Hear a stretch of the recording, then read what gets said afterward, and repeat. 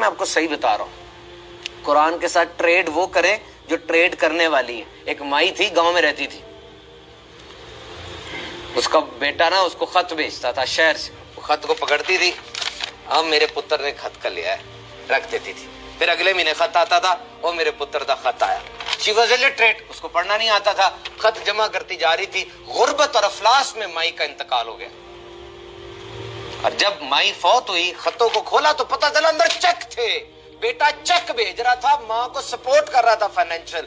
ماں اپنی بے خبری کے اندر اس چیز سے فائدہ نہیں اٹھا سکی, اوپر سے چومتی تھی, رکھ دیتی تھی. ایمانو مجھے بتاؤ, کیا آج قرآن مجید کے ساتھ بھی ہم ایسا نہیں کر رہے؟ چومتے ہیں, رکھ دیتے ہیں, کھول نہیں رہے اس کے اندر جو راز دفن ہے, جو اس کے اندر راز بتائے گئے ہیں. یہی حال ہونا جو ہو رہا ہے, راز ایکسپلور نہیں کر رہے ہم. Try to read. Try to read. Try to read. The nation who reads is the nation who leads. If knowledge is power, then reading is superpower.